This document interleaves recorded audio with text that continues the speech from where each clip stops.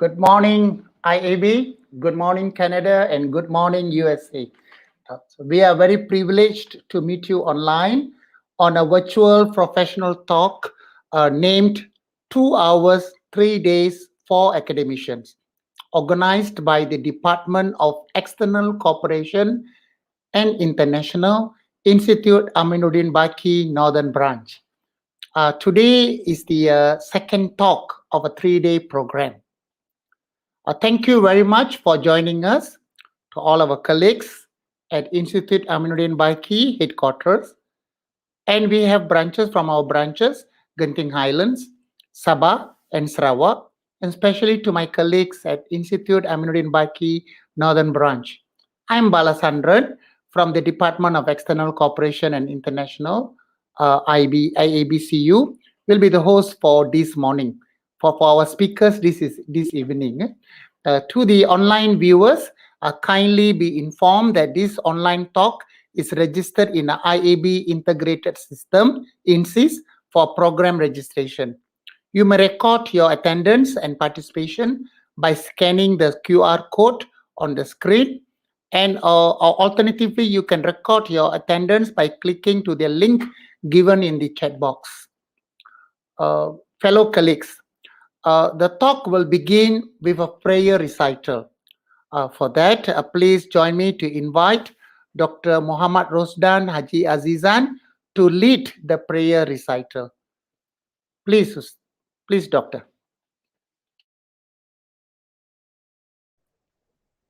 أعوذ بالله من الشيطان الرجيم بسم الله الرحمن الرحيم الحمد لله رب العالمين حمدا يوافي نعمه ويكافئ مزيده يا ربنا لك الحمد كما ينبغي لجلال وجهك وعظيم سلطانك اللهم صل على سيدنا محمد وعلى آله وصحبه وبارك وسلم Ya Allah, Ya Rahman, Ya Rahim, we gather today to express gratitude upon your greatest gift towards us. In conjunction with this assembly online of virtual professional talk organized by Institute Aminuddin Baki Northern Branch, we ask for your help and guidance. Ya Allah, Ya Akram al-Akramin, kindly give us strength and courage to face all the struggles and gain a wide range of knowledge. Kindly bestow blessings, physical and spiritual health, fitness of mind, peace of mind, and strength of spirit. Ya Hayyu Ya Qayyum, give strength to our educational leaders and academicians to continue to serve for people, society, nation, and religion. Ya Allah, make our country a country that got the blessing, everlasting peace, and prosperity of all time. اللهم إنا نعوذ بك من البرص والجنون والجزام ومن سيء الأسقام ربنا عليك توكلنا وإليك أنبنا وإليك المصير ربنا آتنا في الدنيا حسنة وفي الآخرة حسنة وقنا عذاب النار وصلى الله على سيدنا محمد وعلى آله وصحبه أجمعين والحمد لله رب العالمين.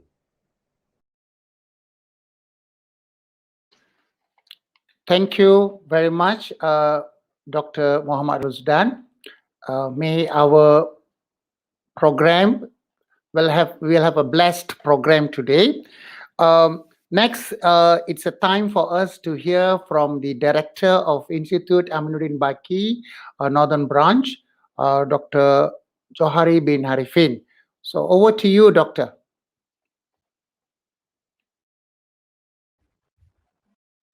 Bismillahirrahmanirrahim. Thank you, Mr. Chairperson, esteemed guests, distinguished speakers and participants, ladies and gentlemen. Assalamualaikum and a very good morning. Alhamdulillahi Rabbil Alameen, wassalatu wassalamu ala ashrafil anbiya wal mursaleen, wa ala alihi wa sahbihi ajma'in. First and foremost, on behalf of the organizing committee and Institute Aminuddin Baki Northern Branch, I would like to thank each and every one of you for joining IABCU Virtual Professional Talk 2021. I feel great proud to say that this professional talk has been planned and organized by our working committee headed by the Department of External Cooperation and International since early this year and has come to a fruitful realization as witnessed today. The aim of such professional endeavor is to further enlighten the mature minds of our educational leaders through the sharing of intellectual discourse concerning matters of educational leadership and management. I bid a very warm welcome to our renowned speakers, Dr. Charlotte Ann Kilcher from Canada and Miss Jessica Holloway from Tennessee, USA, and also participants who took out their valuable time to join us today and be a part of this professional talk.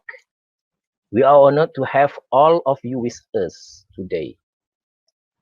I would also like to offer my regards to all the people and team who made this professional talk functional in such hard times. This professional talk could not have been possible without the sheer contribution of all of you. Surely, the pandemic COVID-19 impacts us in various ways. Since its outbreak in late December 2019, COVID-19 has wreaked havoc across the world, and like any critical sector, education has been hit hard. Nevertheless, it does not dampen our spirit nor our commitment to strive towards bringing greater impact to school leadership for the development of our younger generation through the sharing of intellectual discourse. It is my sincere hope that our meaningful session today will serve as a platform whereby we can learn from each other relevant knowledge and issues of common concern. Our distinguished guest speaker is today's virtual professional talk is of high caliber to talk and highlight the trends and current practices concerning educational leadership and management. Our hope that this professional talk will be a huge help for the school leaders in inducing a thought process for understanding and dealing with the problems they are facing at school. Last but not least, this is an opportune time for me to warmly welcome all of you again, both esteemed and distinguished guests and participants to our IABCU Virtual Professional Talk 2021. And I wish it will turn out to be an active and fruitful session of interesting sharing of ideas and experiences. May this professional talk be productive and worth your precious time. Thank you and best wishes.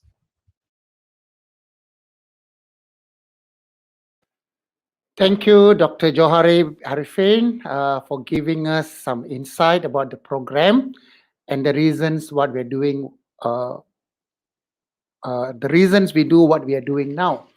Um, Ladies and gentlemen, this international cross-country program has gathered four experts in the field of educational leadership and management from three different countries, namely India, Canada, and USA. Today, we're going to have a speakers from Canada and USA on the topic of instructional and leadership coaching, especially during how we carried it out during our pandemic. So this morning, we are honored to have with us Dr. Charlotte Ann Kilcher. Anne is an independent educational consultant based in Halifax, Nova Scotia, Canada. Uh, Hi, Anne. How are you? Thank you. Thank you for the invitation. We're really excited. Good to see you again. Okay. Next, we have Miss Jessica Holloway, and she is an innovation coach from Hamilton County Schools in Tennessee, USA. Hi, Jessica. Good morning. Hello. Uh, Good Good to see morning. you too. Yeah, for you it's a good evening. Good evening. Good evening. The time difference from Malaysia to USA is around 11 hours and Canada is around 12 hours. So exactly we are having it at 8:40 and that's 8:40 p.m. there. Okay, Dr. Anne and Miss Jessica are already online. And just to give you a further further bio note about our two speakers. So before we proceed further, on behalf of IB, I would like to thank both of you for accepting our invitation to be the speaker in our second virtual professional talk. I believe your sharing will benefit many listeners who are keen to get an insight on instructional and leadership coaching. Before I pass the stage over to the speakers, allow me to read to you the profile, more like a bio note of Dr. Ann Culture and Miss Jessica Holloway. Dr. Ann is not a is a household person for IAB. She been in Malaysia more than 3 times. I met her first time in 2007 with Professor Michael Fullen. She was together with him in Port Dickson, and then our deputy director, Dato Amin, that time requested that we invite her to IAB. We invited her twice to IAB in 2007 on the topic of leading training, powerful training, facilitating, presenting, and designing powerful learning. She had done that for all our lecturers in IAB, and then she came a year later to do another workshop on coaching and mentoring. For your information, and many of the ideas that you have shared in 2007 and 2008 still alive in IAB, even after more than a decade. So you ask any lecturers, but they might not seen you because currently the one online, most of them are been posted to IAB much more later. The most of us who are doing that training that time are either retired or moved to higher positions in the ministry. Only I think a handful of us are still around who had the direct training from N. But most of them are here, have heard your name, they heard all your strategies, but they never seen you. So even some of them said that, "Oh, even after a decade, I still keep in touch with N culture." So you ask anybody in IEB, gallery walk, consultant line, they all are familiar with everything. So in fact, on a personal note, I've learned a lot of things, especially on designing training programs, and it helps me in my professional work. And also, I've gained a lot of. She's like my mentor, where I gained some of the ideas of how to do consultation or coaching at a district level and a division level. Thank you, Anne. So, Anne Culture has worked in the most of the Canadian provinces, several USA states, and in Asia, and in England with the National College of School Leadership, and divides the time between facilitating, training, writing, and research. The main focus of her work is change management and leadership development, and earned a PhD from University of Maryland, College Park, and a Masters of Education in Curriculum and Instruction from the University of Regina, uh, Saskatchewan. Yeah? Uh, and we have a second speaker. Thank you. And the second speaker, it will be Miss Jessica Holloway. She was introduced to me by Dr. Ann Klitcher. Glad to see you. Glad to have you together with us. Miss Jessica Holloway is an innovation coach from Hamilton County School of Tennessee. She is a 2019 ASCD Emerging Leader and a Tennessee SCD board member. She has taught middle school, language and arts, and was a school-based instructional coach. Jessica has a postmaster certificate in school leadership and a master's degree in adolescents literacy and technology. So we have two speakers with an impressive experience, and we see they have written number of publications under them, and also have granted a lot of. They have done a lot of projects all over USA and also in Canada. So, ladies and gentlemen, with that brief description about the credentials of Dr. N. Kulcher and Miss Jessica in the area of the, expertise, I'm going to pass this stage to them. And we wanted to hear, and I'm also eager to hear their stories. They are sharing their stories, their experiences, how they handle coaching and at their own respective place. So, to you, and Kulcher. Thank you.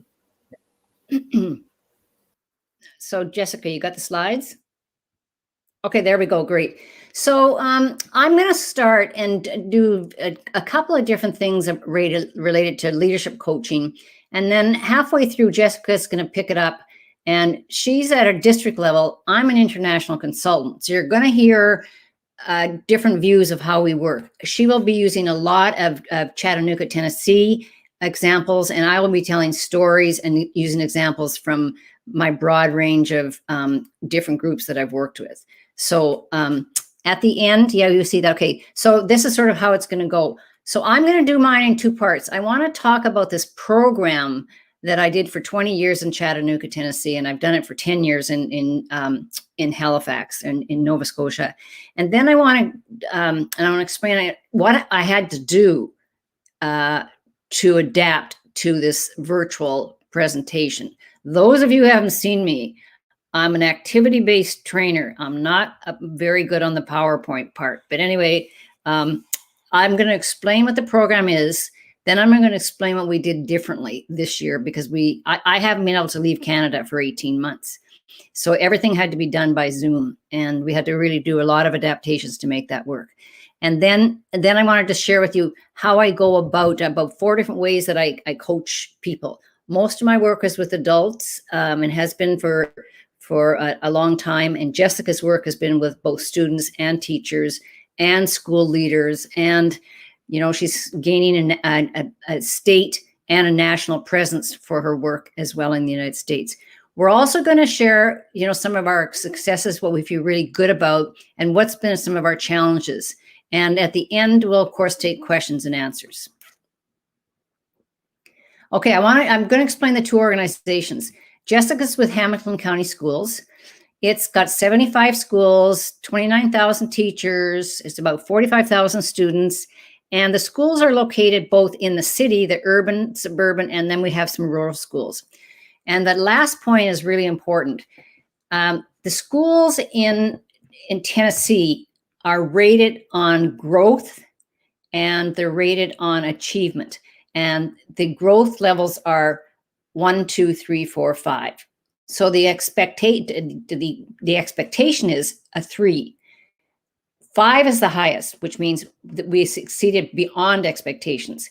If a school gets a 1 or 2, then they've lost growth, and they often get in some programs to help them change their ways that they work with students and with teachers.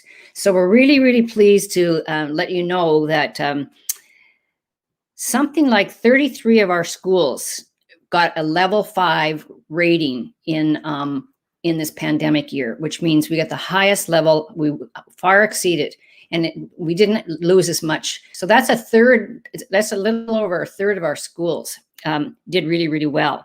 And related to the program that I'm going to tell you about, I'll just go to the next slide. Okay, yeah, let me tell you about public education, and then I'll tell you more about it. Okay, Public Education Foundation is a nonprofit, and for 30 years, they've been supporting and working in partnership with the local Chattanooga School District. At one time, there was 2 school districts, and then they merged.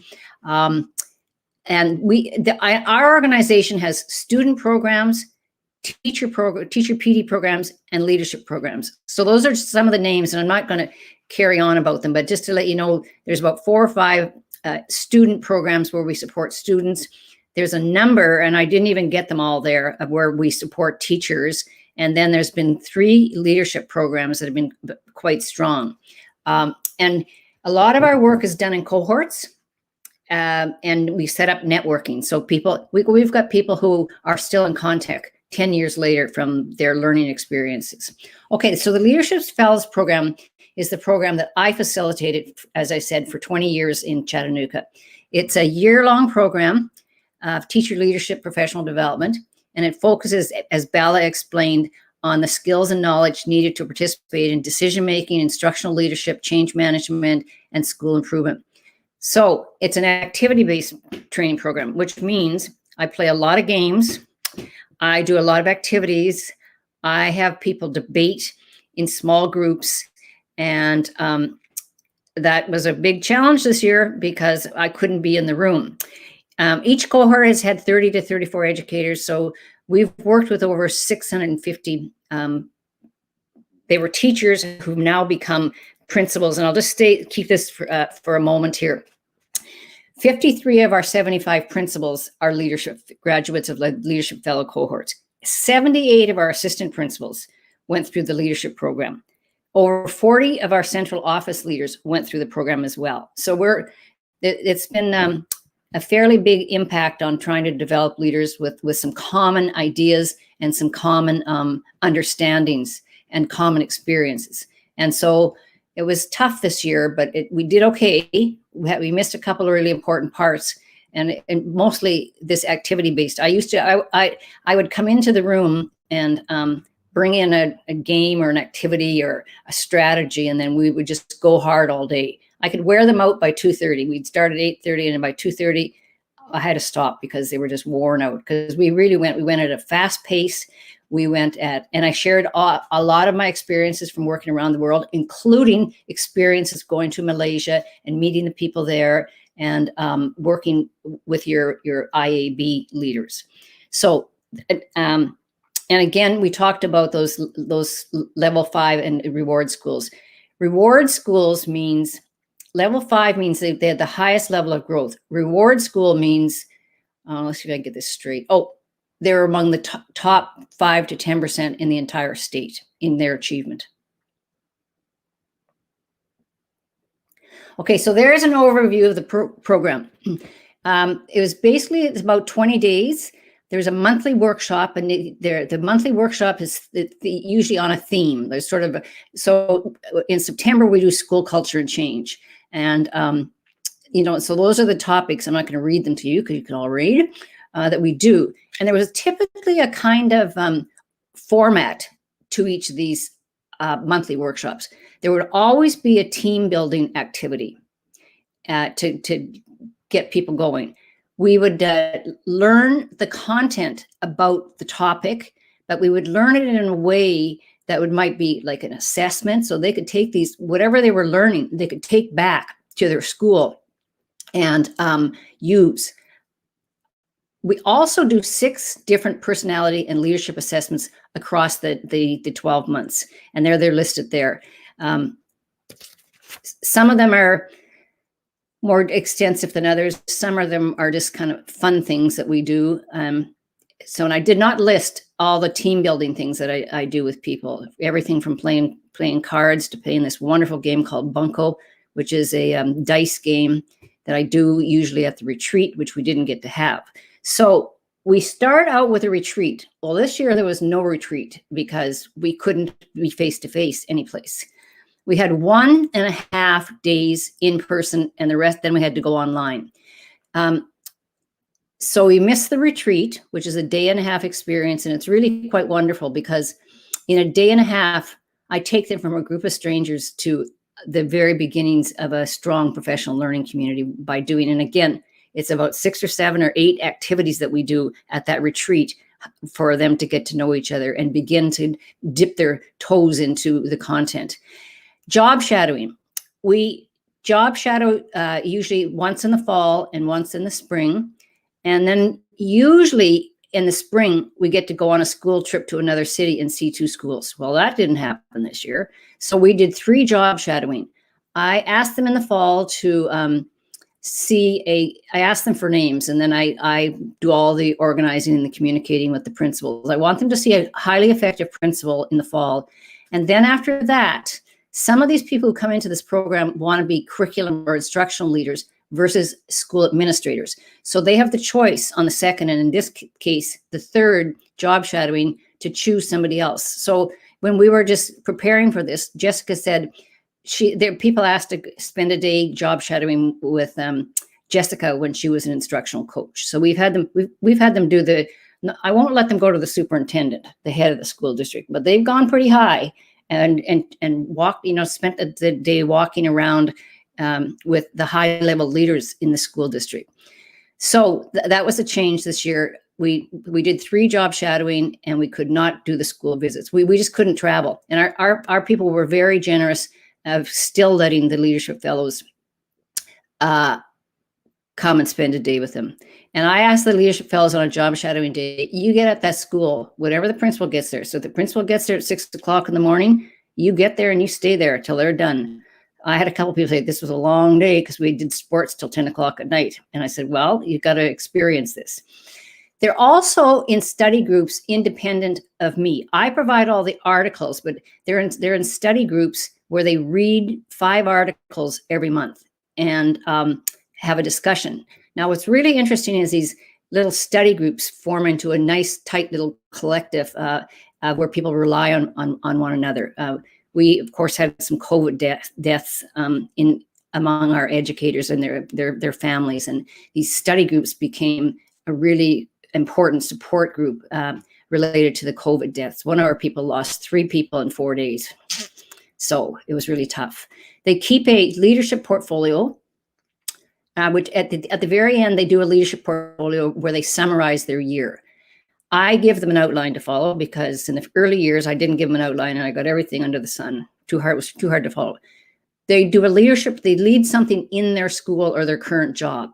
So to contribute back to their school, since they're out of school about 10 days, they're out of school at least 10 days. And some of the time they put in on their own, like the retreats in the summer, and that's on their own time. So they do a leadership project. And then we also do 3 leadership presentations, and they're coached by one of their colleagues. So we start out at the retreat and everybody has to do a 2-minute speech and they get coached on that. And then we do a 5 to 10 minute presentation on an effective instructional or assessment strategy in March. And then the final presentation is in May, where they present what they learned about themselves, who they are as a leader, and some of their goals about where they're going. So this was hard on me. As I said, I'm activity-based games, and we do all these different things. And then what I do is I pull the learning out of the activity as opposed to loading the content up front. I coached from a distance a team in Chattanooga who was helping me. Chitra Chandrasekharan, Michael Stone, who essentially was my boss, and Cliff Brittingham. So I coached them. And in order to do that, to work through this, because then I had to explain to them everything I do. Generally, I just walk into the room and do it. So we had extensive agenda planning where we, generally I do an agenda where you've got the content and then you've got the process. And I'm going to show you a slide soon about all the different strategies, of which Bala did say you guys know some of them and maybe many of them. We did extensive planning, and we had to, and then we had to have meeting upon meeting to walk through the agenda. We shifted from small group problem solving activities to breakout groups. It was the only strategy that I had to mix them up and get them, involved in smaller group conversations. So then I had to write instructions every time I broke them into a breakout group. I had to write extensive instructions to guide that. And I had a facilitator. I always had them appoint a facilitator, and we had a time frame. And then I jumped in and out of the rooms and did these little teachable moments. The self-assessments, which generally were done in the room, were done in advance. And then the breakout room, they discussed their findings. And I said we had no retreat or spring study trip and 3 job shadowing experiences. So it took a little bit longer to develop into a group because, we weren't in the room. And the power of being in the room is really important. They also missed the study trip. The study trip, again, forms a little small group within the larger group. And some people keep in touch with their travel group for, as I said, years to come. So that's what we did there. Also, I have to say, this is a really big team effort. The principals always, I think in 20 years, I only had one principal say, no, I can't have a job shadowing because their plate was too full or something. But they all say yes, and the instructional coaches say yes, and the district leaders say yes. So it's been a really, this couldn't have happened without the collaboration of all the leaders and all the players along the way. So where's my, oh yeah, it's coming up. Okay. So basically when I started to think in preparation for this presentation about the ways I coach, I do what I call activity and process design and instructions. So I help people learn how to run interactive, high engagement, powerful learning. So that's what I did when I came over to IAB. I would teach during the course of the Leadership Fellows program. I probably teach 30 or 40 strategies that you can do with adults. You can also do them with children. So what happens after, usually we learn by doing them first. I don't give them the instructions for an activity or process. We do it. And then I stop and I review it of how it works and warn them about don't do this and do that. So that's one of the things I do. I'm going to show you a slide and tell you a few stories about that.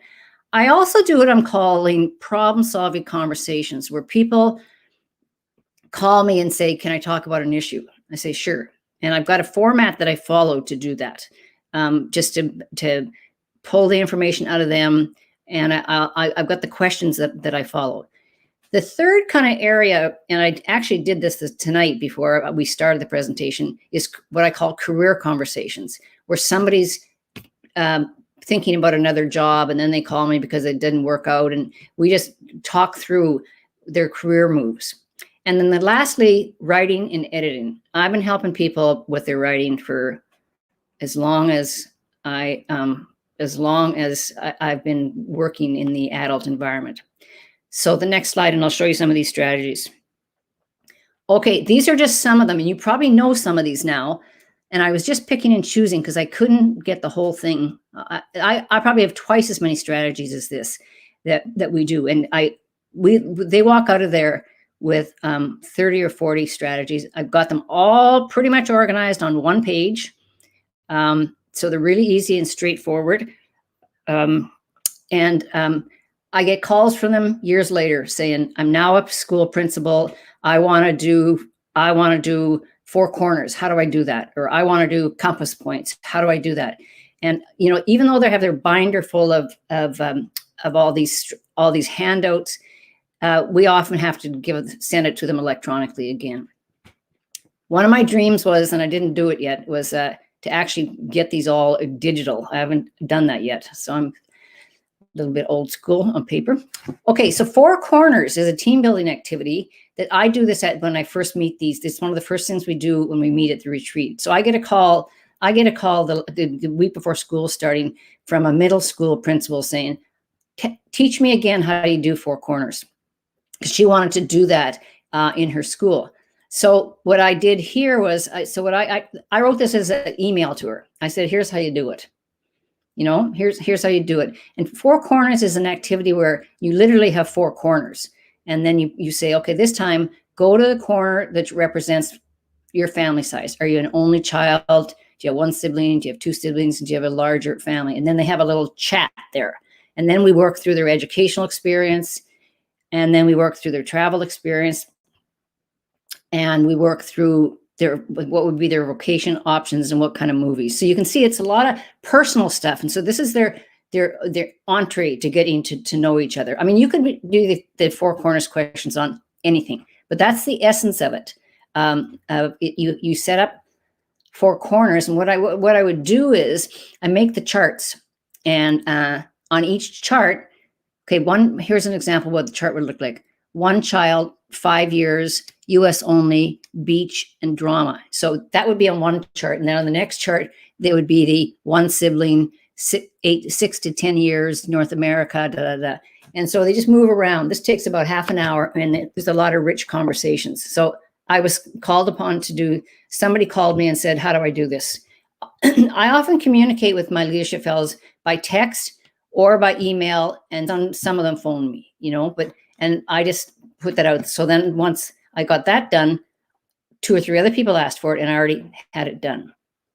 Okay, the next.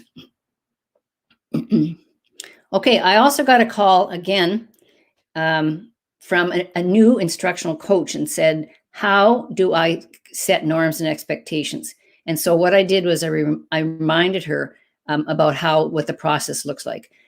We've got this wonderful video called the fish video that we can't loan. We can't. There's a copyright warning on it, so we can't copy it or anything like that. And anyway, she found a different one. She found a great business YouTube video that demonstrated norms and expectations.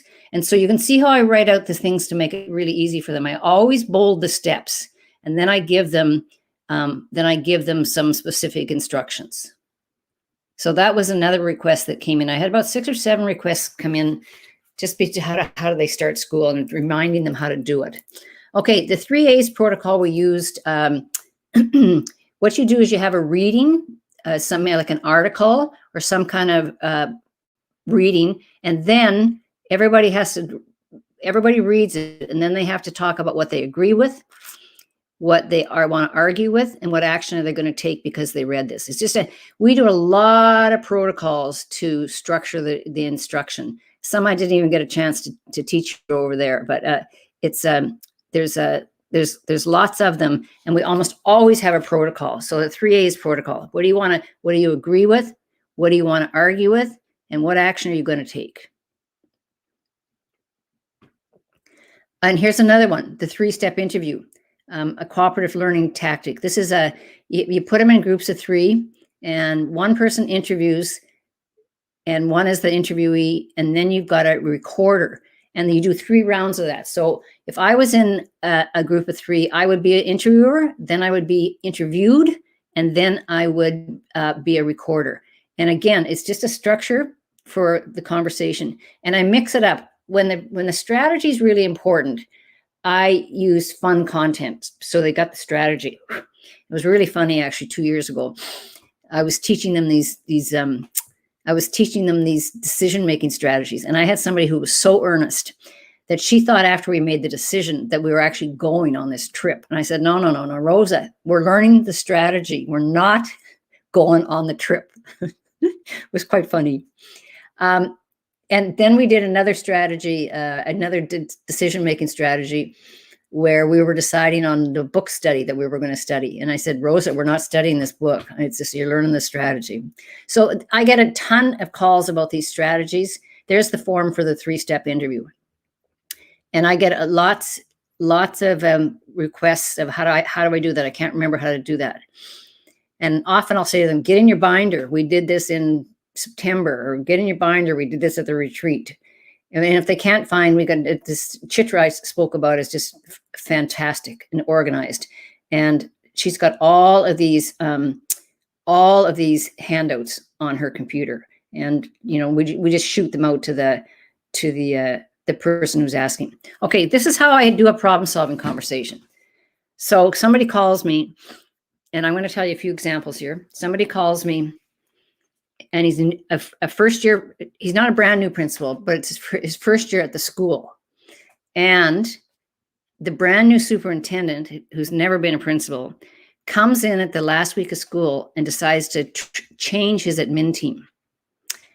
So he was caught right off guard on this. And he said, so I always say, so tell me what's going on, and what are you thinking about for strategy? And we talked about this, and then I'd say, I warn them, and I say, now just be careful here now, who you talk to and what you say, and think it through.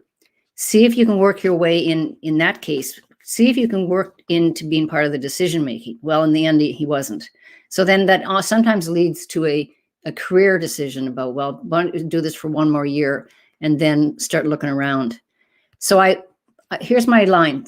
Let me start over again at the top. First, we acknowledge that the conversation is confidential. And it's always a good idea to start with that. Even though most of my conversations are confidential, it's always good to bring that confidential word up again to make sure that people are safe and we can really work through the problem. Then I say, what's going on? You'll see my line of questioning. What are you thinking of for strategy? What outcome do you want? What is going to be challenging? And then this is another interesting, who have you talked to already? And is there anybody else you need to talk to? And when are you planning to do this? And then I always finish, they execute, and I follow up and say, how did it go? And what did you learn? So another example would be somebody who's considering, it's in the next thing. Just let me look at this for a second.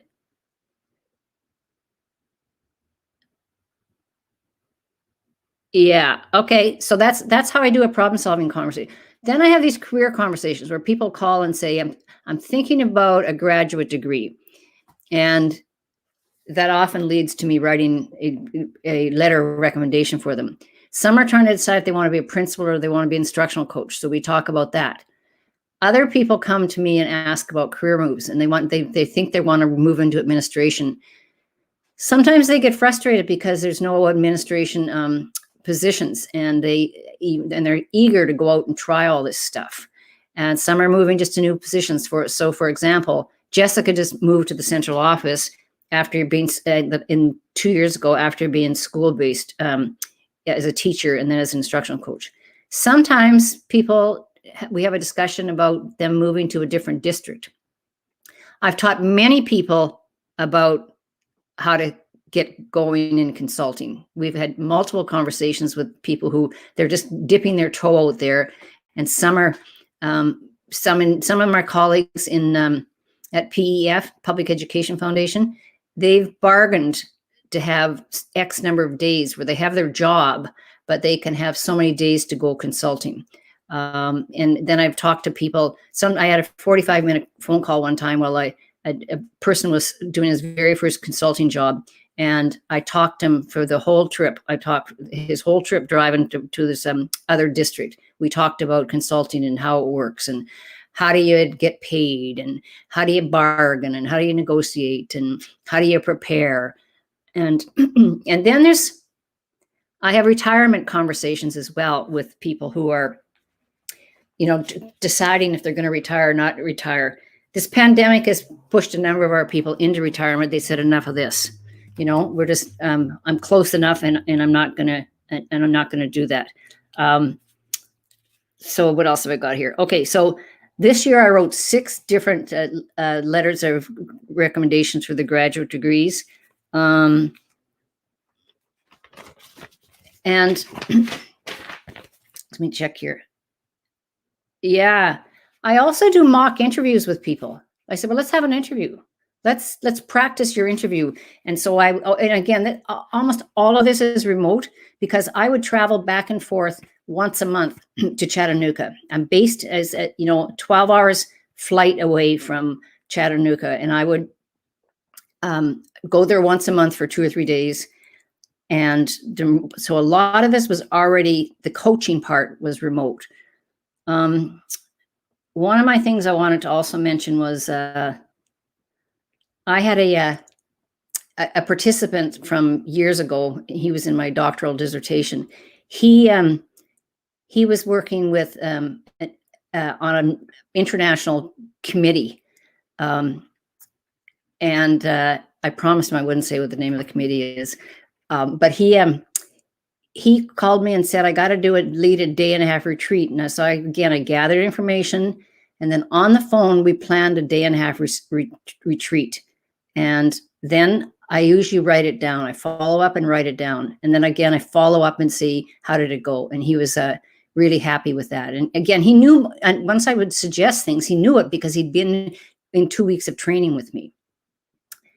Let's see. So yeah, I'd say to people, what are your options? What do you think you should do? I mentioned Michael Stone's name, who became my boss this year. And he's who I report to, but I also have been coaching and mentoring him about his new job, and he was one of the people who wanted to do some consulting. So I would get conversations from him. he set his goals for the year. That he sends them off to me. I look at the goals, I clean them up, I rewrite. And so there's that kind of coaching. So let's look at the writing and the editing. I have cleaned up resumes. I've written grants or cleaned them up after somebody got so far with them. I've written performance review letters. And when I was out walking this morning, I thought, oh yeah, you know what? I've worked on 10 doctoral dissertations where one, I was the external examiner, 2, I was on the committee, and the rest of them, I just helped people. They would send me their chapters and they would send this and they'd send that, and I'd clean it up and send it back. At one point in time, before we had all this electronic stuff where you can get it now, I was having to FedEx chapters back to the person with all my editing and my red marking. So yeah, writing and editing. And as part of those doctoral dissertations, one of my colleagues in Chattanooga asked for people to come together, and she wanted to run her ideas by us about her dissertation. And she started, and she said, I'm going to do 5 case studies. I put my hand up. I said, you're not doing 5 case studies. You don't need to do 5 case studies. What's important is that you get this thing done. Another colleague of ours, a really excellent consultant, I was on his committee, and he said, I'm going to write 2 books. I said, you are absolutely not writing 2 books. 1 will suffice. Just get it done. So that's some of the examples of what I've done, helping people. So it's a combination of being in the room, and almost every month that I was in the room in Chattanooga, somebody would come up and say, can I talk to you? Yes, you can talk to me. And I would go into this, what's going on? What are you thinking about? And so I'd probably have a one-on-one conversation with somebody every month. And then, as I said, I'm still getting phone calls from people asking, how do I use these activities and processes? Just back to another example of the activities and processes. When I first went to Chattanooga, my colleagues who I was working with didn't know how to do all these engagement strategies. So I would get a phone call, and then I would get a follow-up email that would say, here's the content I want to cover. How do I make this engaging? And so I would come up with the strategies for them. And then I would sometimes rearrange things too, because the flow wasn't there. So, I mean, it's a lot of these strategies are being used as they're being used in IAB. They're being used in Chattanooga and other places that I've worked. It's so that's my little bit on leadership coaching. And here's some of my successes and challenges. I'm really happy. Almost every time I write a letter of recommendation, the person gets into the graduate program. I'm also really good at writing letters of recommendation, and I've helped people to get jobs by writing a powerful letter. A lot of people are using the protocols that we taught in the LF program, including Bala said that most of you haven't met me, but you're using the protocols. People moving into new positions. I mean, all those people I spoke about, they were teachers when they came to me, and like 53 out of our 75 principals are leadership fellows, and that's 78 assistant principals. So it's I'm proud of that. I mean, they do the work. I just teach them some stuff, and I support them. And then a number of my people have done national and international presentations about their work. So I think this is Jessica's first international presentation, but I've had but she's presenting nationally as well. And I have people say to me sometimes, I didn't really know what to do with everything in that binder until I got the leadership position, and then I dive into it. We had a hurricane, I believe, a couple years ago. And one of the people's biggest panic was they lost their binders because the roof of the school was torn off. So challenges moving, as I said, from an activity-based style to virtual, it was really hard because I'm such a hands-on, and the planning was so extensive. I just couldn't get over it. It was just so extensive because I had to write everything out, and then I had to teach other people how to do it. And I'm so used to, after all these years, I just walk into the room and do it off the top of my head. So that was challenging. We also sometimes have school district or state restrictions. So I'm presenting best practices. This often happens with assessment.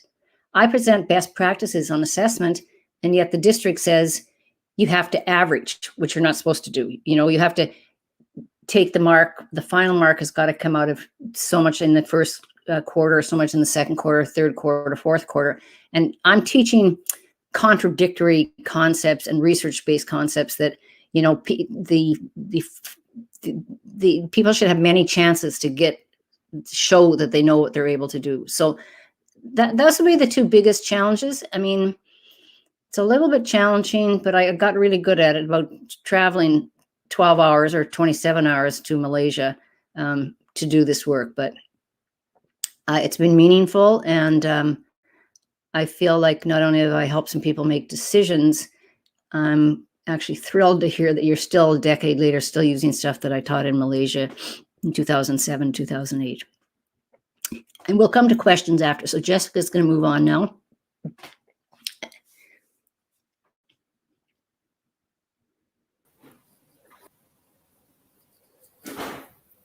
Hi there. It is an honor to be with you this morning. And I just first and foremost want to thank all the educators that I've had an opportunity to learn from along my 17-year journey in education, and especially those in Hamilton County, the great educators across the state of Tennessee, and then my national and international colleagues in the ASCD Emerging Leader cohort. I've learned a lot from them as well. So the things that are included in my presentation are not all my original ideas. I have borrowed and learned from other educators. So I want to make sure to give them credit and to know that this is a compilation of work, not just from me, but from fellow educators in my district and across the state and the nation. So I have done some remote coaching experiences, one as a school-based coach and one as a district coach as well. And it looks slightly different. I'll talk about both of those. The first, to give you an idea for context, I worked and supported and coached at a virtual school, and the school fulfilled a need for a completely remote school option. And this is after our district closed completely and then reopened, and they provided a virtual school, completely online option for students whose families did not feel comfortable returning back in the school buildings yet. It was a K-12 school and roughly 750 students and 35 staff members. It was very technology dependent. They did all of their work on Chromebooks. Our district did issue Chromebooks, so students were one-to-one with devices. And for those who needed support with internet access, we have HCS EdConnect and hotspots for those families. And I'll talk a little bit more about what that looks like in a little bit. My current role is an innovation coach. It is a district level role, so I support teachers across the district. It is a team within the larger teaching and learning department at our district. We have big buckets of work for our innovation team, and those are digital fabrication and eLab ecosystem, STEM, computer science and robotics, and then our innovation cohorts, where we have groups of teachers who are focused around a certain area, like student-run businesses or AR and VR in education, and other topics that we come together and learn around together. To give you a glimpse into what a day in the life of an instructional coach looks like in the remote world, these are estimated times, they're not perfect times. I often would start my morning with open coaching time, and I have learned over my coaching experiences that I have both what I consider formal coaching and informal coaching with teachers. And coffee with coach is often what I refer to as that informal coaching time. It is not structured, but often is the door that opens conversation into those coachable moments. And so to provide time where there wasn't a set agenda, I held coffee with a coach opportunities 3 days a week for that first hour. So it was an open Zoom, and anyone can come in and ask questions, get additional support, or sometimes I just wanted someone to have coffee with, because when we are under quarantine, it was very lonely, especially if you didn't have family that is in your home or close by that you could connect with. That was an opportunity for some informal coaching.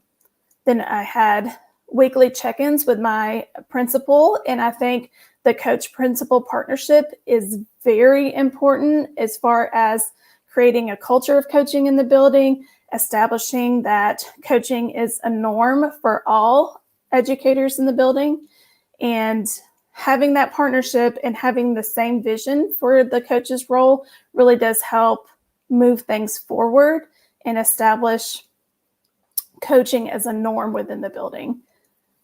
We also had once a month new teacher academy meetings, and it's hard to imagine, but if you can imagine being a first-year teacher and teaching remotely and during a pandemic. So it is an experience unlike anything anyone has ever seen, and I had not experienced it either. So I'm supporting first-year teachers on this experience, but really we were supporting each other through this experience, with realizing first-year teachers and even first, second, and third-year teachers, that first 3 years of being in the education field, it's very important to provide additional layers of support. There are expectations and unspoken understandings that you develop as a school, and things you just know as you gain experience in education that oftentimes we forget new teachers don't know yet.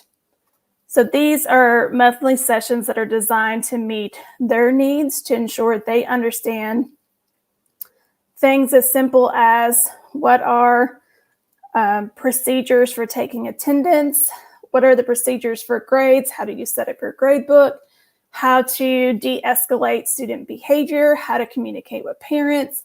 So those themes are tailored to help them address needs that they're having, and even take suggestions on what they would want in an upcoming meeting.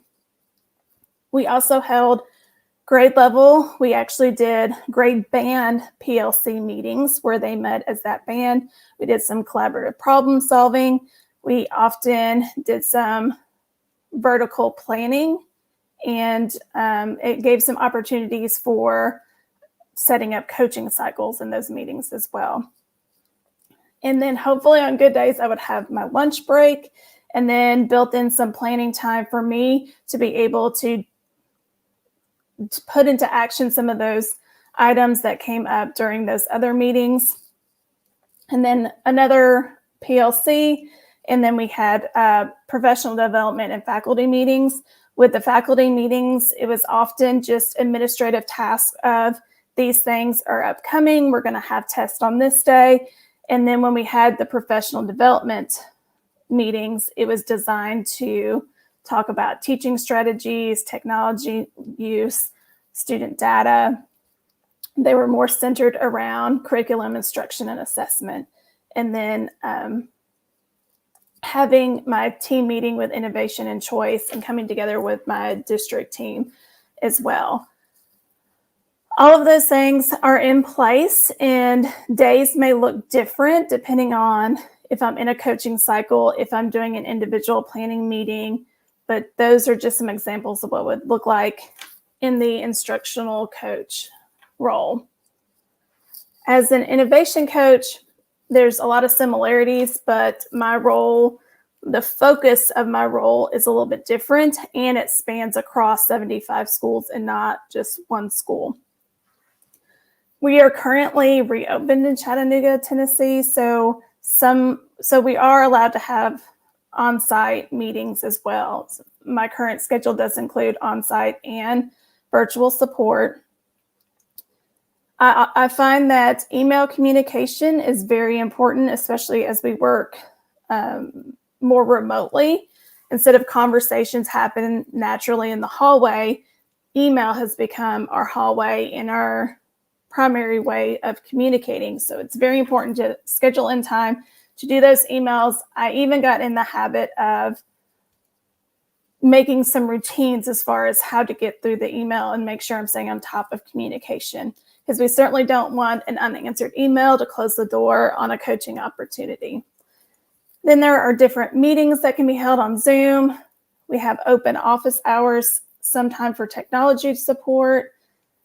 So the schedule can vary based on what is needed that week, what school I'm supporting, and what big bucket of work is being supported as well, as far as innovation work. But there is that weekly check-in, just like as an instructional coach, I was checking in with my administrator. As an innovation coach, I'm checking in with our innovation team coordinator, just to make sure our vision's the same for the work, checking in, are we making progress on the goals that we've set for our work as well.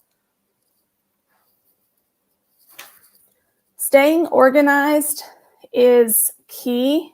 I think it just, in any role you're in, the more organized you are, the easier it's going to be for you to complete the task, feel satisfied, and de-stress. When you have lots of Post-it notes of things to do laying around, they're distracting, they're going to raise your stress level instead of bringing it down. And I've learned that from experience. I'm a Post-it, and I'd have Post-its everywhere. So I've gotten into a habit of doing tiered to-do lists. So as I make the to-do list, I have urgent, important, and upcoming.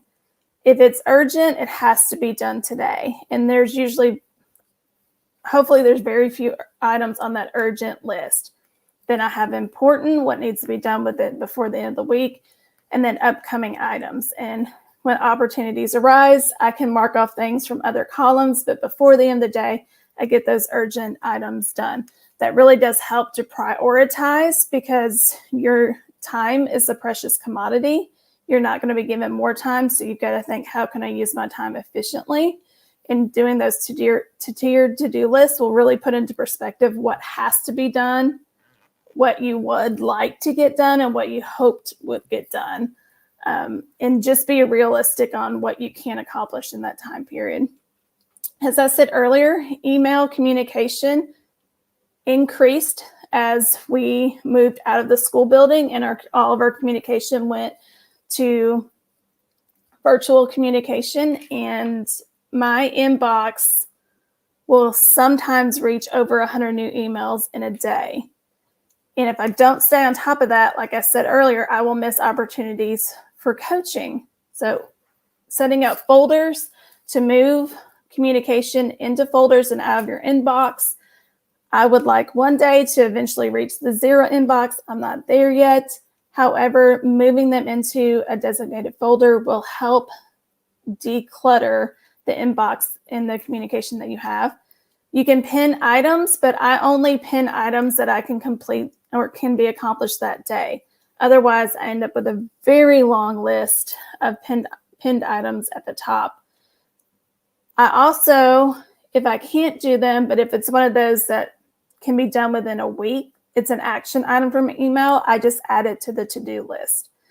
And then on Fridays, I allocate 30 minutes to go back and review the emails from the week to make sure I've either responded or I've added an action item to my to-do list.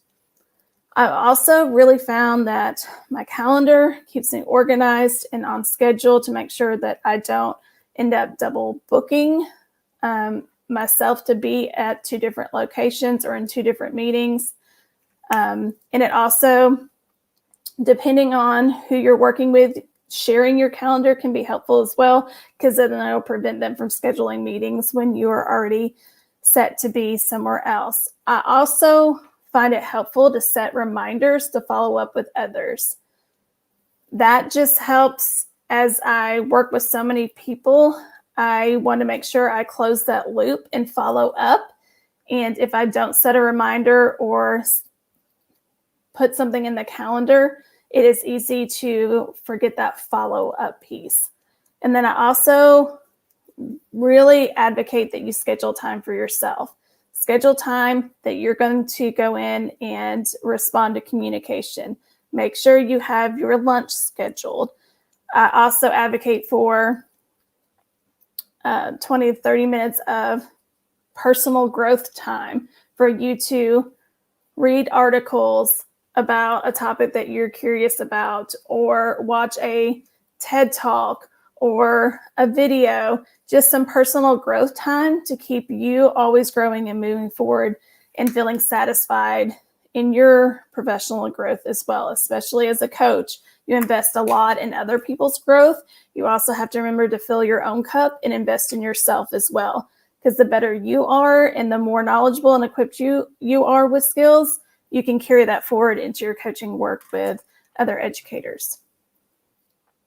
Some tools that there are different versions of these. These were the tools in my coaching toolbox. One, first and foremost, was Zoom. There are lots of different options for that, whether it be Microsoft Teams or Google Meet or Hangout, and then Zoom, online conferencing platform. This is essentially our school building. It became our classrooms. It became our faculty meeting rooms. It became my office where people would come and meet me for one-on-one planning or coffee with a coach.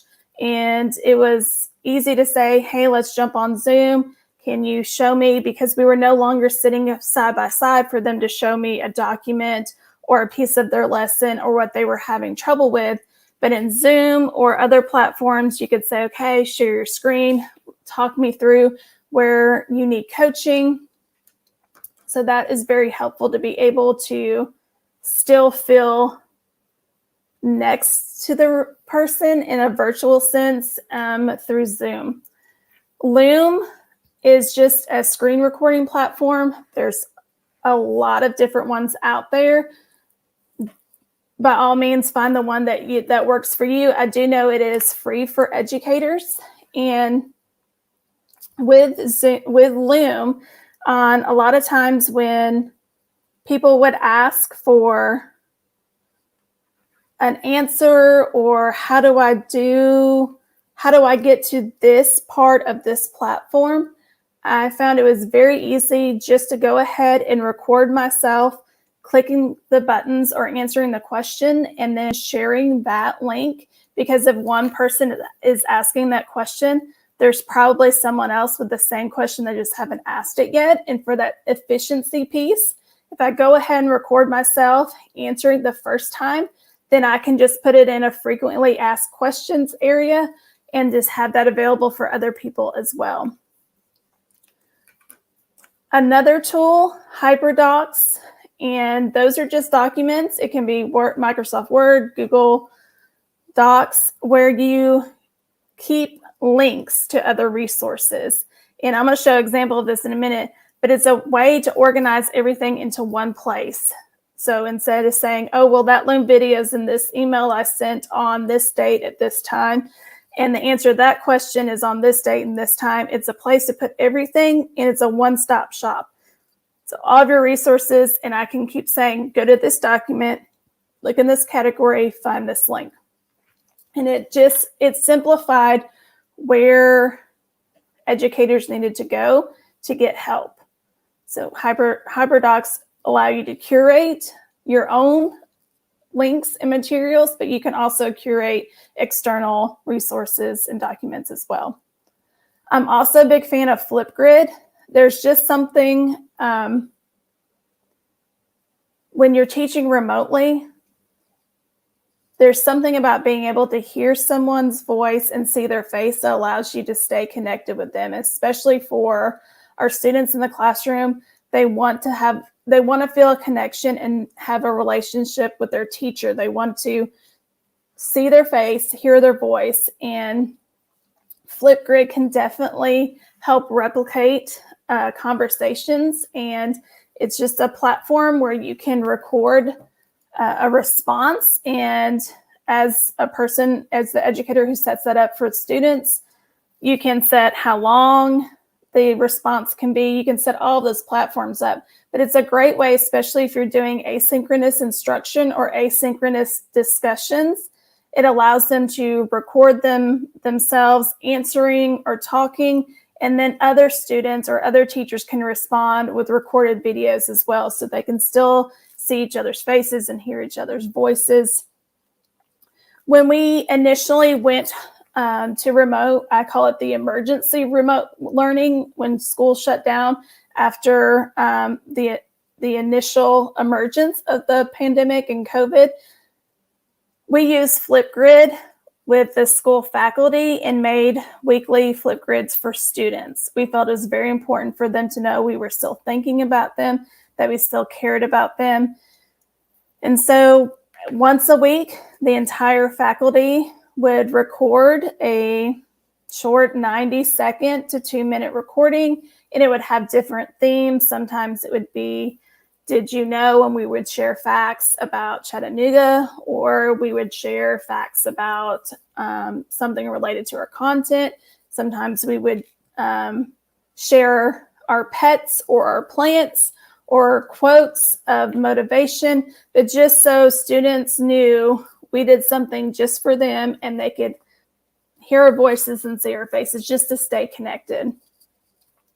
Another tool that has definitely emerged over the last 2 years is the need to address social emotional learning and those strategies to help not only students, but also adults manage stress and reset their mind as they come into coaching. I have experienced several times teachers are distracted or stressed about something that happened before they came in to do a coaching cycle or into a planning meeting. And so if we can do some practices that'll help reset our mind, get us to calm down and focus, then we're going to be more productive as we move forward into whatever work we're doing in that session. And then community building, and Anne talked about this a lot, about doing things together to have a shared experience. And it does, sometimes they are centered around curriculum, instruction, assessment, and sometimes they're just centered around getting to know each other and what I like to call funtivities, where it's a fun activity that we do together, we can laugh together and build a trusting relationship as just human beings. So as I mentioned before, hyperdocuments, this is our virtual learning index. So this is a document, and it does go more than one page, but everything the educators needed would be in this document, and all of the blue are links to another document, a resource, a video. And so the educators knew this is where I go to find what I need. It was also a place that was very helpful for the administrators. Links to all the lesson plans were here. So instead of trying to open up various documents in various folders, the principal could go right here, click on the lesson plans that she needed to view. They were there and available. If we wanted to know who was the most recent contact for a certain family, because we had a care contact team where we made sure we checked in with every family at least once a week, or sometimes it was bi-weekly. But if we want to know who was the last person to reach out and communicate, we could easily go to these contact logs, see who was the most recent communication. It just made everything, it simplified where to find what you needed. And so when things are simplified and clear, it does help alleviate our stress as well. And it became efficient for us. We always just referred back to this document when we needed to find something. Another version, we wanted to support educators as they had questions, and we can't always host live PD sessions. So we curated and recorded PD sessions that we held at various times. And we also compiled professional development resources from various websites. And so they have this click and learn PD menu. So if they are interested in using a particular technology tool, they can come here, they can click. Sometimes it's a video, sometimes it's a PDF document with step-by-step instructions. Sometimes it is a recording of a previous professional development session that has been held. They can come here, they can get access to learning at any time. So if they're curious on a Sunday morning and they really have wanted to try out this tech tool, they don't know where to start, they can come and get professional development at any time. And it can be whatever is of their interest. It's there. You do have to make sure that you update regularly, and you do have to check and make sure your links aren't broken, because it is very frustrating if you say, please come here to click and learn, but then your links are not working. So updating regularly is important. So it does take a team to go in and check. And then we're also, if educators in our district are creating materials, we do ask if they're willing to let us share that across the district and include it on our Click and Learn PD menu. There's no need for 75 school-based coaches to recreate the same document if someone else has already created it. It's just a matter of putting it somewhere where it's accessible to anyone in the district. We also, you could do coach or teacher check-ins, depending on whatever your role is. But on Monday mornings, using a Google form, you can use another survey method. Just thinking about how to check in various ways for teachers. 3 questions max. If you do any more than that, it's more than a check-in, and we want this to be quick and efficient. So and you can schedule these emails to be sent out at a certain time, send them out, and then you review the responses as they come in. And on this, I gave some examples. So example A, the first question is just kind of a fun getting to know you question. It's a this or that. Are you a cake person or a pie person? There's no right or wrong answer. It's just a fun question. And the second question gets into a little bit more about the work. So what are your plans for the week? How's your progress? What problems are you facing? So getting some reflection time in, thinking about the week ahead. And then always asking, how soon do we need to talk? So are we good? You don't need to rush. We can talk whenever it happens naturally. Oh, I need to talk to you sometime this week, but it's not a situation where it's an emergency. Or ASAP, I need to talk to you as soon as you have an available moment. This just makes sure that we're being responsive. And if someone has a critical need or an immediate need, that you can respond as quickly as possible. And it's inviting that in. A lot of times I feel like teachers and other educators feel like they're imposing on my time by asking me a question or reaching out to me. I'm sorry to bother you. Well, you're not bothering me. My job is to support you. So if you have a question, if there is a concern, you're supposed to reach out to me. So this just makes it feel less invasive of my time, and I'm inviting the communication in. I want to talk to you. How soon do we need to talk? You can structure that however you want. It's just a quick and easy way just to check in, and you can use a variety of questions in there. It does give you that consistent check-in to make sure if there is a need, you're aware of it. Some community building protocols. One that I found to be popular with some teachers who actually asked for it when it wasn't a protocol in a session was SOS, and this is solutions or size. And this is just being respectful of the person who is sharing, either with me or within a group, and just letting us know, after you're done sharing, do you want us to sigh, as in, yeah, that's tough? Or do you want us to think about possible solutions? Or do you want us to sigh and say that's tough and then think about solutions with you? Because sometimes educators want you to just listen and not solve their problems. They just need to be able to say they're frustrated and normalize and name that emotion, so that way they themselves can move forward. And then sometimes we want to have collaborative problem solving. So we invite others in by saying, yes, I want to have a conversation and I want support and solutions from the group.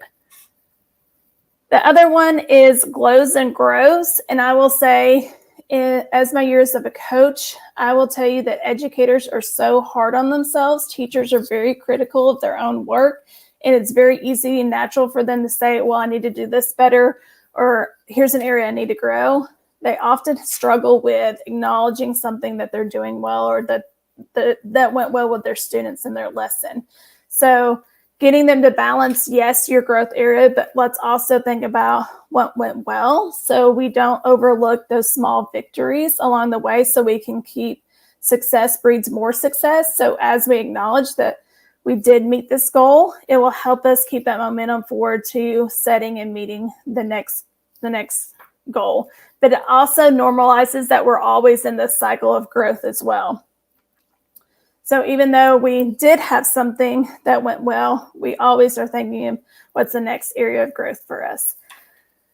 The other one is give one, get one. And this is just sharing of resources. And there's so many good things out there that people have already created or found. And this just helps us build our own collection and toolbox of resources. You can give it a theme. You could say, we're going to do give one, get one on team building activities or SEL strategies, or exit tickets for checking for understanding before we end a lesson. And it's just a way to share resources and be collaborative problem solvers, so we don't feel like we have to create, recreate, or find all of this on our own. With SEL strategies, something that is very simple is just doing breathing exercises. If you come in, you've had a stressful day with kids and you're sitting down to do a planning session, and the teacher is, frustrated with this and looking here, and they want to be on the email, and just stop and just breathe. And there's a lot of different strategies. There's a lot of different videos out there, and they don't take very long, but they will help regain focus before you engage in meaningful work.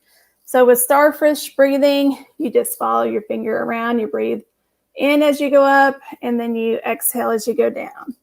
Breathe in up and exhale as you go down. And this works, it works with students, and then don't be afraid to use it with adults. I always, even when I taught middle school language arts with 11, 12, 13, 14-year-olds, they still like to be read to. Adults still like things that you can use with children. Some of those things are still similar and useful for adults. I really like the shoulder roll breath. It's where you inhale and raise your shoulders. Exhale and roll your shoulders back. So there's body movement with your breathing as well. There are additional activities that you could do around what are your core values and what is your mission as an educator. You can do some meditation, do work around emotional agility and awareness. And I will say in my district, there is a structured whole teacher, well teacher program that addresses a lot of these adult SEL needs. And we do things like having a book club for educators where we get together, we meet on Zoom, we read, and then we talk about books and just develop a support system around there. We also had a HCS Just Kindness initiative where we sent positive postcards to other educators in our district. So not saying that we have to ignore the struggles, we're normalizing that this is a tough job, and then we're giving and equipping ourselves and others with ways to manage the stress and demands of the job as we work through. I will say coaching looked different in remote learning times. I found myself in kind of 4 coaching situations. So one was coaching on just how to use technology. when we were meeting remotely and students were expected to meet online and use online platforms to learn, and teachers were expected to use these platforms and technology tools to teach, if we didn't do some coaching around that, the instruction was never going to get there. So there is benefit into coaching just the technology use. And then there were regular coaching cycles where we met and we planned the lesson, we set goals, enacted the lesson. There was side-by-side coaching, collected data, and then we did our debrief and talked about whether or not we met our goals and set new ones. There was also, simply because of scheduling conflicts, not being able to be two places at once, there were opportunities where teachers could pre-record their lessons if they're hosting it on an online platform or using a screen recording tool. They could record themselves teaching, and then we could view it together and have a coaching conversation around their pre-recorded lessons. Another way coaching would happen is an educator would bring in just either work samples or a recent assessment and look at their scores, or sometimes it would just be, I noticed this happening in class, or I noticed this across student work samples. Can we talk about what would be some actionable next steps? So it looks slightly different, but all of those addressed a need that emerged during remote learning, and coaching had the same goal, wanted the same accomplishment to improve the educational and learning experiences of children, but there were different needs when we were doing our instruction remotely. And so therefore we had to adjust our coaching focus to not only be on those traditional coaching cycles, but also other opportunities for coaching as well. As an innovation coach, I work with 2 schools, and this was slightly different, but in this same time, they relaunched their magnet theme and they designed an innovation space. And in Innovation Summer Institute, they learned project-based learning. They also learned how to use some digital fabrication tools and strategies for embedding innovation into their instruction. And that's all continuing forward. As an innovation coach, I do training district-wide, but also school-based and for individual teachers. We also do some work with Amazon Future Engineer, where we're bringing coding and computer science to elementary students. And we did virtual training for 15 elementary school teachers last year, all remote learning. And so they're implementing what they've learned with students, and that's continuing on this year. We also have a STEM designation process for our state, where our state says if you meet this criteria, then you are a model school for what STEM practices look like. In our district, we have 7 schools that have already achieved STEM designation, and we have confirmed already 2 more that are working on the application this year. So even though we are in this time, we are still moving forward and implementing practices that we know are going to support student learning and expand their learning experiences. And we have a digital fabrication and eLab ecosystem in our district. 33 labs are open in elementary, middle, and high school. And that is using a lot of digital tools. You have our designing on devices and then using laser printers, 3D printers, vinyl printers to make and create what we've designed in a digital space.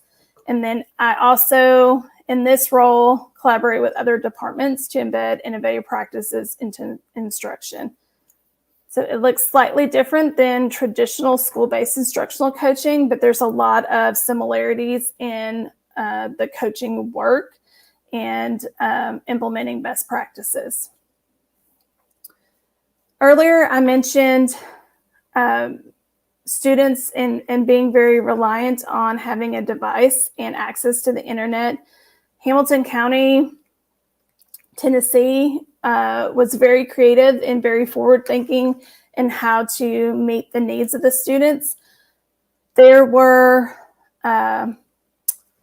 around our area, they put mobile hotspots, and sometimes it would be in a school parking lot, sometimes it would be at a community rec center, and they would have a Wi-Fi hotspot or hub located there, and families could drive there and use the free Wi-Fi. They also had other locations that offered free Wi-Fi, but that was a temporary solution, and they wanted a more permanent one. So a partnership between our local internet provider and our school system came across, and they decided that for families that qualified for low income, high need family, they could qualify for free internet access, and it is good for up to 10 years. So they just have to verify that they meet the criteria, contact EPB, our internet provider, and then they will get connected. Also, if we also have some families that live beyond where our broadband is available, and for those families, they are eligible to get a hotspot delivered to their house that they can use to make sure they have internet access.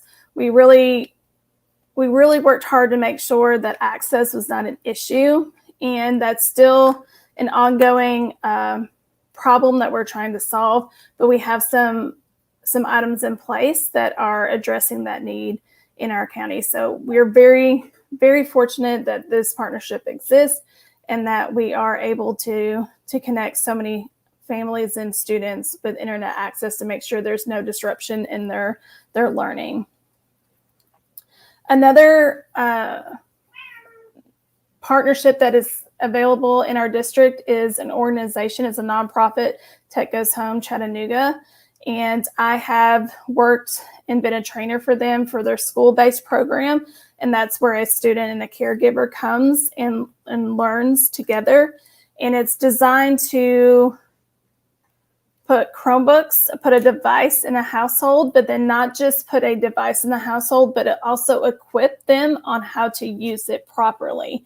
So they receive 15 hours of training. They learn digital skills. We ensure they have internet access, and then they can purchase a Chromebook at a reduced cost. And that is available for different groups within the community. But I've worked as a trainer for the school program and then also the teacher program trainer. And that is just for educators who want to be more proficient at technology, but then also be eligible to purchase that Chromebook at a reduced cost. They can go through the program. And we have just a generic technology program. And then we also have a specialized course that is geared towards helping them earn Google Educator Level 1 certification as well. But it's a great partnership. It helps not only the students, but also their families when they have this device at the home. It's there for also for the parents or caregivers if they need access so that they can complete their own schoolwork or work for a job. That is all available to them. So doing some reflection in instructional coaching during this time, I would say this definitely, for any educator that was reluctant to use technology, this was the nudge that moved them forward. And I will say with that, I think it equalized everyone to have this beginner's mindset that no one has taught through a pandemic. No one has experienced this kind of teaching and learning before. So it, in a sense, leveled the playing field and removed all status among us, and we were all learners together. It did elevate the role of SEL, social emotional learning, and community building. So it elevated the need that we also because we're humans, we have emotions, and we need to be able to manage our stress and make sure we're in the right frame of mind to come in and be our best selves, either teaching in class or best selves when we're coming in to be collaborative partners or learners. And we do, as a school, if we want to function well, we do have to have a sense of community and trust in relationships, that we're all working towards the same goal. I also think it allowed me to be more responsive to needs, in doing those weekly check-ins and having coffee with coach time made it more convenient for teachers to access me and ask questions. And it felt more of an invitation in, that I was inviting them in more, and I was able to access them more quickly.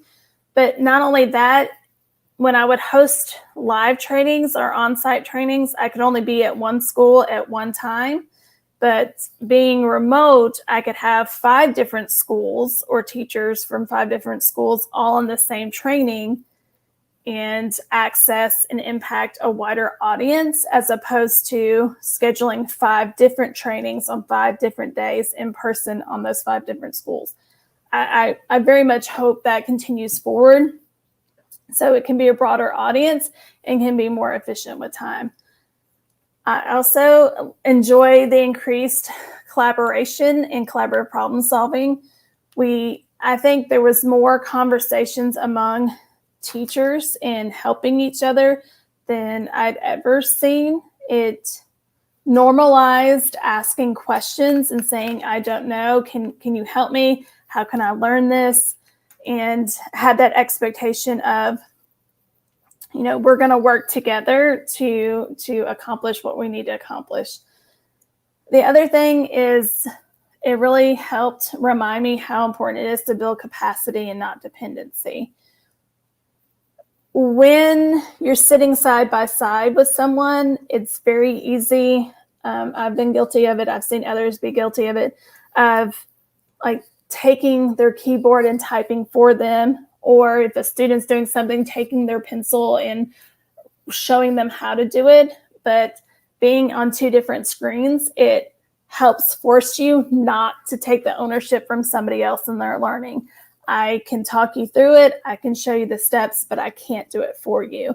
And that's going to build capacity. If I'm doing it for you, you're going to become dependent on me.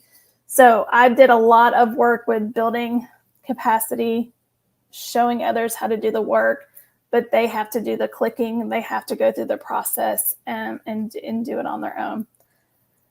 There were a lot of challenges. I think the first one is there was a lot of technology to learn all at once, and that can be very overwhelming. So I recommended to teachers, pick one thing, learn it, use it, get comfortable with it, then move on to the next thing. If that was an option, then just pick one tool at a time. There is such thing as tool overload, where the technology tool itself becomes so distracting, you're losing the focus off in instruction. So back to coaching on technology use, there's a lot of conversation to have of, is this tool worth using? Is it going to move the learning forward? Or is it just something to say, it's a fun thing to do, but if it's not moving the learning forward, is it a distraction? Or is it something that's going to support that work? Another challenge was disengagement. There was a level of just Zoom fatigue, of being on camera, of not being in person. It's real easy when you're on a camera to turn off your video, start doing something else, and then you're no longer paying attention to the teacher or the presenter. I also think it's hard to get the one-on-one.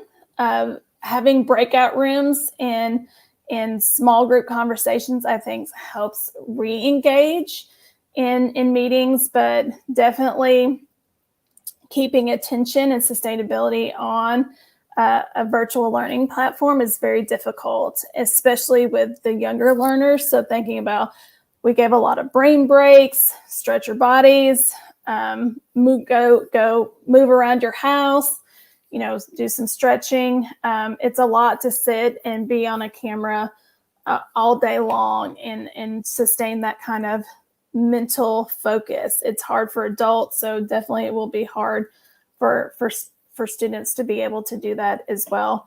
There was also some, not just disengagement, but just lack of attending school. And with that challenge, we did a lot of what we called like care team and contact team. So if we did not see them that entire week, somebody was calling or communicating or finding out what was going on with the family. So there is a concern. We need them in school. We need them learning, even if it is, a difficult interaction, but just making sure we are checking in and knowing where our students are. And if they are not coming to school, what barriers are there and how can we help them re-engage and start attending school. And then the lack of physical location. There's just something, as Ann said earlier, about being in the room together that automatically creates this sense of camaraderie. It builds that community. And so not being able to just be able to go over and hand something to someone else, be able to just kind of engage in the same room. And then the same thing happens as well if we have materials for families to get, if we don't have a physical location, where did they go to get the materials that they need? So having a physical location was a struggle as well.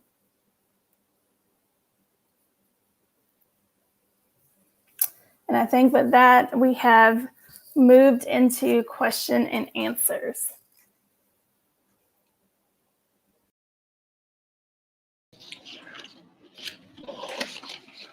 Thank you, Anne and Jessica. After listening to both of you, and I have a ton of questions pouring in from the audience.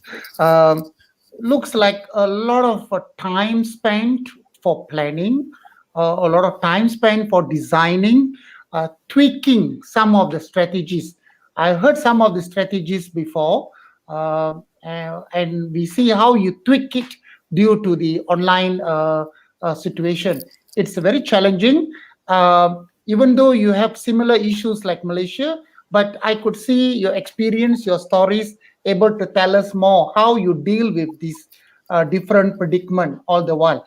So there are a few questions from the floor. I did put into the private chat, and also I shared through message to Anne before this. I will read out the questions. It comes from all over the Malaysia, and I will leave it to both of you who wanted to pick up the questions. Yeah. All right. The first question was more on online coaching. It's more on online coaching. The question sounds like this: is it? It's a big challenge to conduct coaching virtually. Yeah. Conduct coaching virtually. Do you have any idea how to conduct effective? But some of it have been answered, but maybe you wanted to add more. How to conduct effective online coaching? Perhaps one of you want to pick up the question. I'll pick it up, and then Jessica can add to it. I was, and I think we've alluded to it. So I was trying to write some summary comments, like the mixing up of the personal and the professional. It just can't all be drive. That's really, really important. Mixing that up, and the confidentiality. I spoke about it a little bit, and you have to be really careful. Like Jessica called it, you want to be careful that you don't shut down an opportunity to coach, And she and I were talking before this, and sometimes administrators want coaches to be supervisors. They want you to go and coach and come back and tell me everything, and that destroys trust. So you got to really separate the two activities. Work as a team, but there is separate things. Another thing, I heard Jessica saying this: be inviting. Like, just be inviting. How can I help you? You helped them once or twice out of a big snag, and you know what? They're your best friend. and I guess a third thing I would say is don't feel like it's all your responsibility. Look at all the examples that Jessica gave about getting groups together and using those strategies so they're helping one another. Jessica, what do you want to add to that? I would say, I guess mine's a little bit of a clarifying question, or it could look about the challenge of coaching remotely. You can do a lot of the same things that you would do in person, you can do on a screen. You just have to plan it in the same way and be intentional. The difficult part, I think, is normally in side-by-side coaching, you're moving around the room with the teacher, and you can have that like teachable, coachable moment while you're in the room.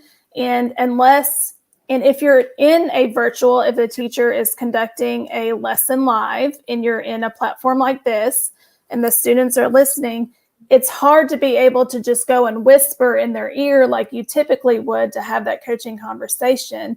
So sometimes I would use the private chat to drop, like, maybe ask this question: what are you thinking? What student work might you want to bring to the group? So I couldn't do that out loud like I typically would, but I could use the private chat function. Or if you have their phone number, you could text it to them if they have their phone on them. So some of the side-by-side coaching piece, I think, was the biggest challenge, because you have those coaching conversations as you move around the room as the lesson progresses, that it's harder to replicate that in an online environment. But I do think you can do a lot of the same coaching, especially any of the planning work and the setting goals and the debriefing, reflecting, and looking at the data. It's the enactment of the lesson and the side-by-side coaching, in the moment coaching, that is a little tougher, and you have to get more creative on how to replicate that. Thank you. So I think Anne and Jessica, you shared a ton of ideas, strategies, how we can do coaching online, and you shared different models. There's here one question. I think this is more for Anne. This is regarding this job shadowing that you were advocating in your coaching process. The question sounds like this. You mentioned that only one school leader turned down the request to be involved in the job shadowing. So they said, what are some of the motivation factors for most of the school leaders wanting to be involved?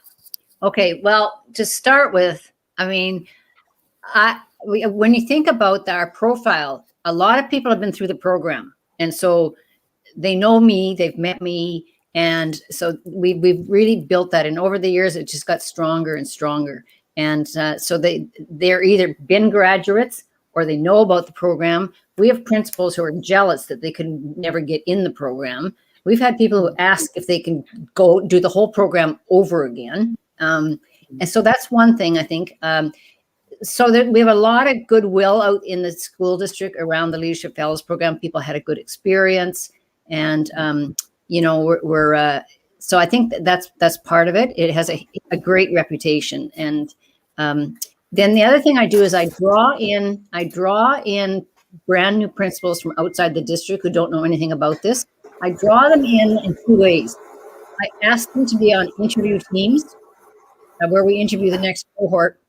I asked them to come to the final presentations. I didn't mention this, but when I have the final presentations, I have a printer working with a small group of 4 or 5, and they give one-on-one coaching feedback to that. And so they learn about the program. I had a principal who's new to the district, and after the end of the first day, he said, I don't even know if I could get into this program. And so, the other thing I do is I purposely, when I'm trying to reel somebody in, I put them in my group. So I can do this sort of the one-on-one coaching and explain what Leadership Fellows is. Or I purposely put them in somebody else's group. And then I tell a person who's leading the group. And again, what we did this year was we had a technology person and we had a leader of the group during interviews. And I might tell that I'll talk to the leader of the group and I'm going to say, okay, I'm trying to hook this person. So can you keep that in mind? And I always have people who lead the groups have been leadership fellows, and you know, and they know the whole routine. So that's some of the ways. And it's been known as a really collaborative a program with, as I said, it's not like Jessica started. It's not just me. It's the principals, the instructional coaches. It's the, you know, it's our partners. So it's and even within our organization, the Public Education Foundation, we help each other with our work. Okay, good. Thank you. There's one question here from one of my friend from the Teacher Institute. The question was, there's so much to learn, and there's so much to unlearn for coaches in this new frontier of in education. I think we all go through that changes in ourselves this past 18 months. I hope it will finish soon, but we need to explore new ways. Maybe you could share how both of you started exploring these new ways, you know, because when we all were caught out of guard when we were told that we are under lockdowns last year. Malaysia, we started in 2020 in March. So for a moment, we all just got lost, you know, what to do. But slowly we picked up. But how we go about, you know, exploring these new ways? Maybe Jessica, you could share your experience first, then maybe I'll ask Ed. Yeah. Yes. So as someone who is a perpetual learner, I gravitate to learning and unlearning as a constant cycle.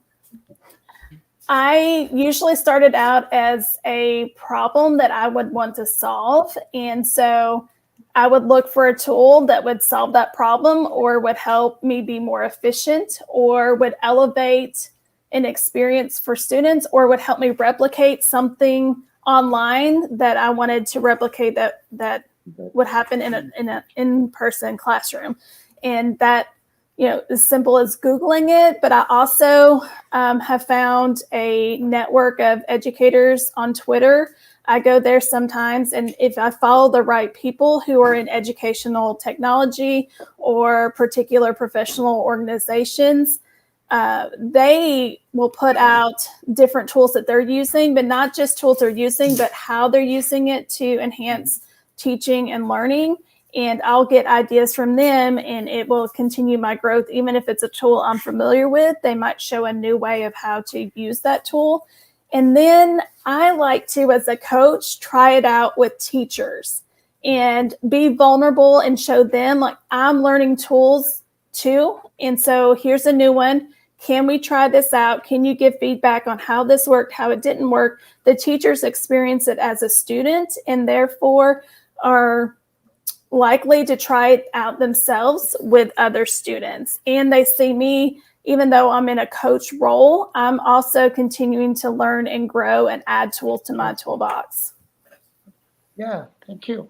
And you wanted to add to that? So yeah, you know, I mean, this year again, it was virtual, and I couldn't see my people. I could see them on Zoom, and I'm nothing, and I'm not even in the ballpark of Jessica. So I was having to learn, and they were teaching me how to unmute and I would get exit, and then they'd get me back in there, you know. And so we laughed a lot, even though it's easier to laugh in the room, but we laughed and we shared ideas.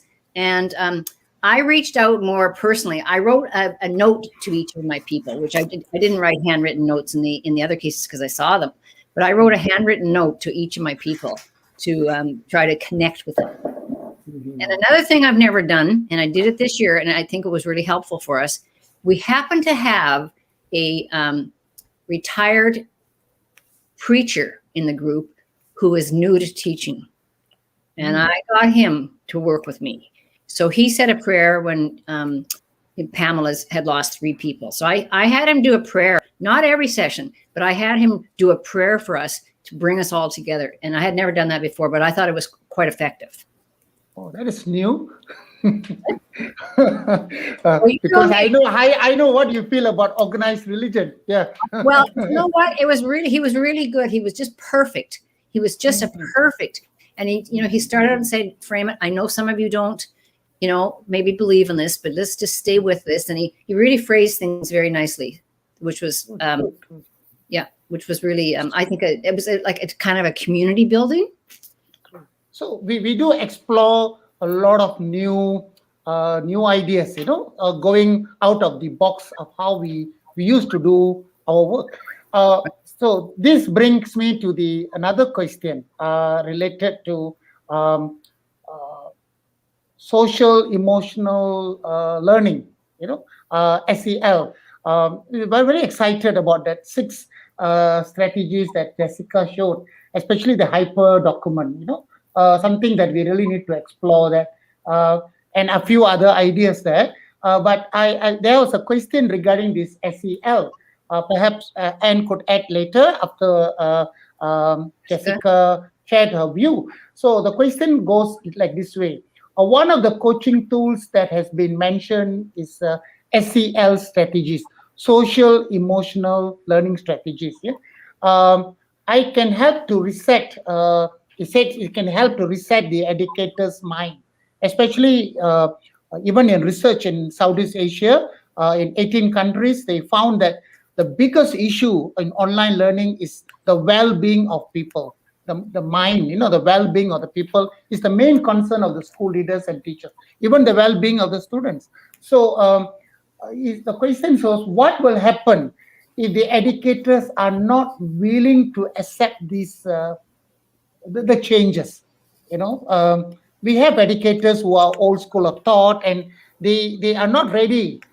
We can see a lot of them also retiring, asking for optional Yeah, retirement in but they Malaysia. That numbers are going high now here too. So people are not willing to accept these new challenges. So what will happen, and what will be your advice or solution to such situation? Maybe Jessica, you can go first. Yeah.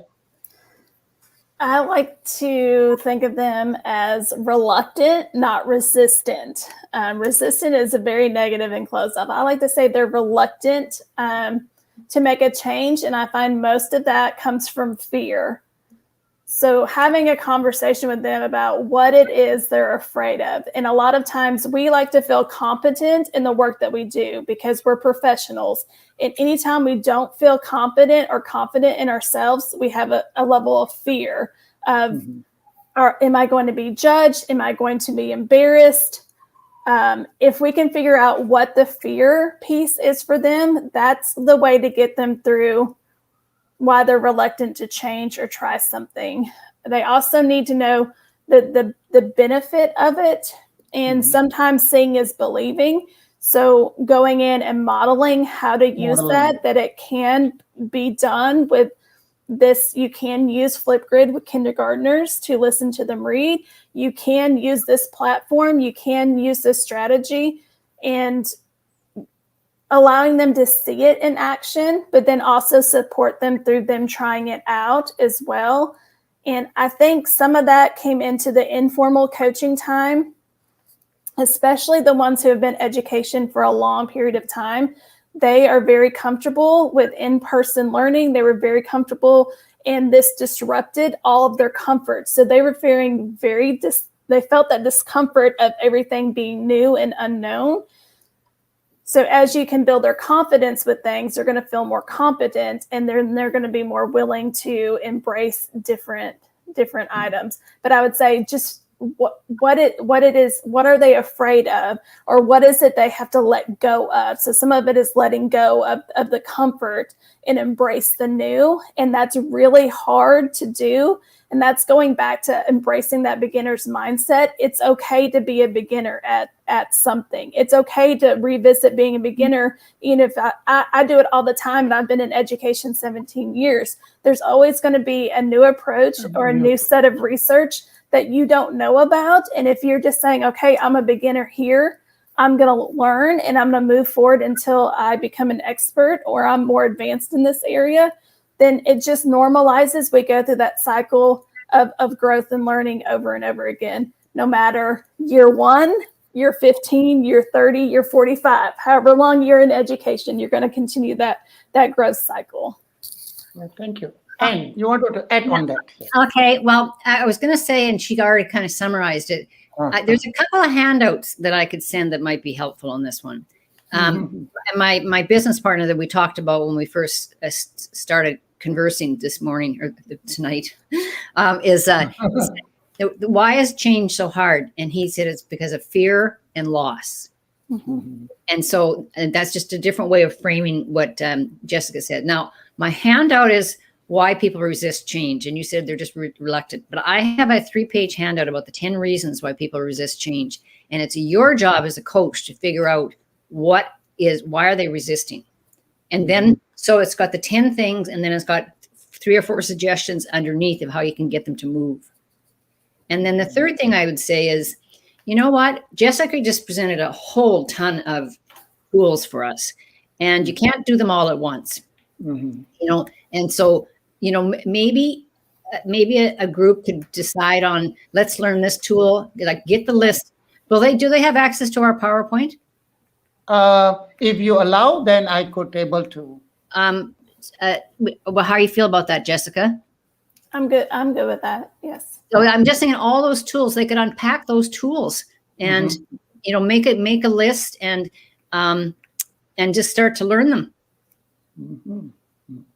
And it would probably be better unless you can develop some expertise on some of those platforms. Some of the platforms. If you can platforms, then you could offer choice, right? And have say something. Just pick something and get started. Got it. Yes. And this is a question for you regarding your leadership fellow program. So the question, I have to read it from my phone because I could not type it to you. Okay. The question is, what is the success rate of leadership fellows program in producing excellent leaders in your country? Because Canada, being based on the McKinsey report and so on, one of the high-performing education system in the world. Perhaps you could share what is the rate of success of that particular program in producing excellent leaders. And they also say, how do you keep track underperforming teachers? How do you keep track of underperforming teachers after your training? So perhaps maybe Anne, you can start on. Let me start with that. First of all, for most of the last 20 years, I've been working in the States. I worked in Canada for a long time, but for the last 20 years, and there's been 3 big projects. One is Leadership Fellows. One was the North Carolina Teacher Academy, where we taught teachers to teach teachers. And the third one was called the General Electric Foundation project. And we worked in 8 districts. But our whole approach is always capacity building, like Jessica talked about. It's capacity building because I can't run around to every school, you know, so we teach them to learn it and then teach it. And then they've got their study group. And I think we trained, we were in and out of North Carolina for 10 years. And we started out by training 100 teachers to lead teacher professional development at 10 universities the first summer. So, and then they adopted the way that we put materials together. It's a capacity building model. And even when my line of questioning, when I'm talking to somebody, I always ask them, I've learned that from Lawrence. He's a psychologist. You pull the information out of them before you start making suggestions. And then you say, and then you do sort of, I'm being cautious about doing that, or that sounds like a good idea. So you're not telling them what to do. And then again, I always close that loop and I come back and I say, how did it go? Like the conversation I had for 20 minutes before we got on this, I got to follow up on that. I just got to follow up on that, and we agreed to do that. So I don't know. So, perhaps maybe this question, the last question for underperforming teacher. How you track them and how you rectify? Because we have that issues everywhere, especially now with the online. We could see that some of them are still not up to the mark, could not able to adjust themselves to the new challenges. So how do you track these underperforming teachers and maybe the experience in Canada or even in USA, Tennessee. Well, Maybe. one of the things that people reached out to me about a disruptive teacher. And I tell you what's even harder sometimes, a really good teacher who's creating an uproar in the school. So that's a different kind of example you got. They're individualistic, or they're sort of like a cancer in the school. So I had an instructional coach phone and ask me about that. And I said to her, this is not your job. This is the administrator's job. You know, this is the administrator's job. So stay in your lane. And you know, really good administrators, they get rid of those teachers. They just hound them. They get in there, they do observations like every single week, and they eventually write them up, you know. I'm thinking of one principal right now. He had a disruptive teacher. He phoned me and he said, this is what my strategy is, you know. I said, yeah, try it. And if she doesn't follow what you ask her to do, say, this is what I expect you to do. And if you don't do it, I'll consider that insubordination and I'll write you up. And that's where I also have that conversation. Do you need to involve HR with this? Because make sure you've got, before you do something drastic, make sure you got support. So what's your thoughts there, Jessica? Yeah. One thing I would want to research is where exactly are they underperforming? Where is the underperformance? Is it technology use? Is it lack of proper planning and preparation? So the lesson didn't go well because they didn't plan, or they didn't plan properly. Is it the lack of, effective strategies being used in the lesson? Is it the lack of collecting data? So they're teaching, but they have no idea if students are learning. So I would want to pinpoint where the source of underperforming is, if that's possible. Sometimes that's not possible, but sometimes you can identify, I see a disorganized, chaotic lesson because they did not plan or didn't plan properly enough. So that would be helpful in identifying where to provide coaching support. Yeah, okay. And so sometimes you can have them self-identify. Sometimes that comes from an administrator observation. But you have to, it's a fine line that you're not in there to fix them. You're in there to support them and build capacity in their ability to plan properly. So that may be where you come in with a planning template and you support them on, these are the things that we need to have in our lesson to ensure that we're ready to go in and do this with students. Or if you have this lesson planned, what are your strategies you're going to use for students to make sure that they're going to retain and learn this information, be able to apply it in context. So it's just being able to identify their area of need, and then how can you build capacity within them to, remediate whatever their need is.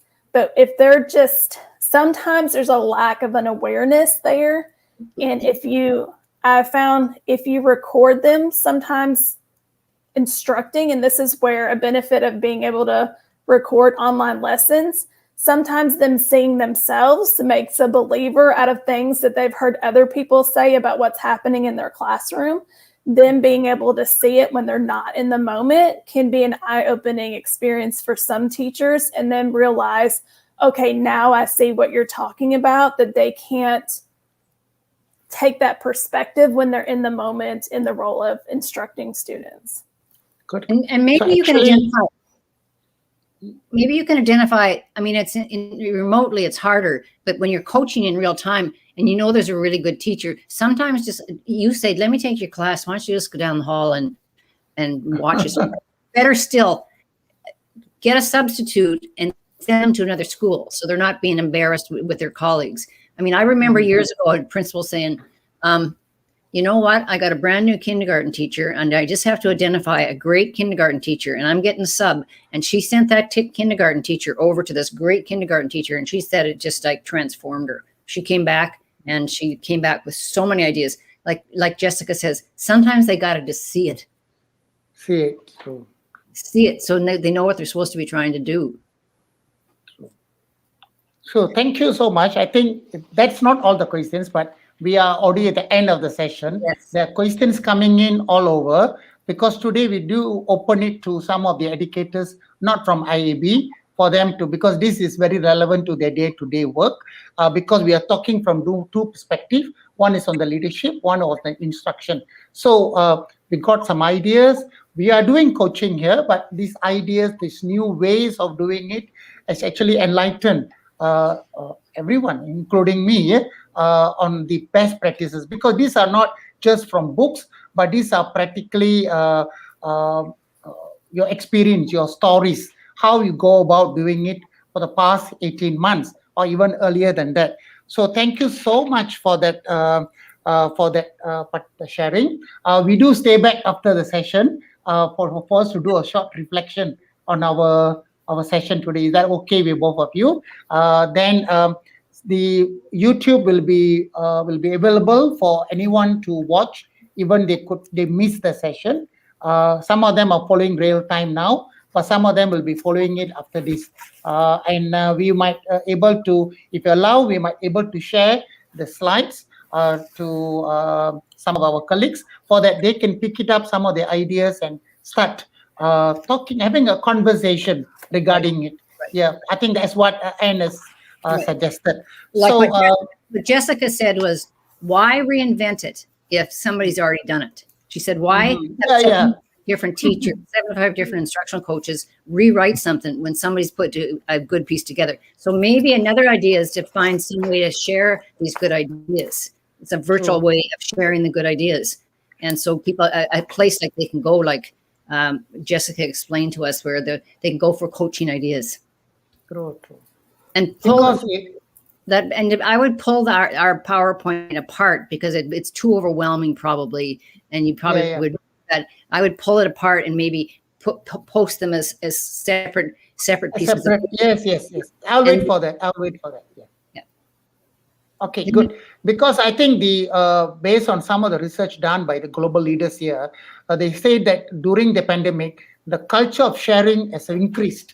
People are more willing to share, even principals and teachers. I think we should manipulate that kind of a culture that's going on now, as people are. So even we do all this because people are now willing to share, and we can cross border, cross country to share. So maybe, and I will wait for your that slides that you're going to pick it up some of the ideas and and then I will share with my colleagues. So ladies and gentlemen, the talk 2 of the 3-day series has come to the end. Please join. But before that, I'd like to thank Dr. Ann Kilcher and Miss Jessica Holloway, all the way from Canada and USA. On behalf of my director, Dr. Tajuddin bin Yunus, and also my Northern Campus director, Dr. Johari bin Harifin, for this so much, such an insightful and very meaningful session today. Yeah, please join us again tomorrow at 2:30 in the afternoon. The topic for tomorrow will be a change making, digital leadership, by a distinguished speaker, Professor Dr. V. Rajeshekharan from VIT, a very reputable university, VIT, University of Chennai, India. I've been there before, such a reputable university. So we look forward to seeing you tomorrow. Till then, have a good day. Bye, and have a great day. Take care.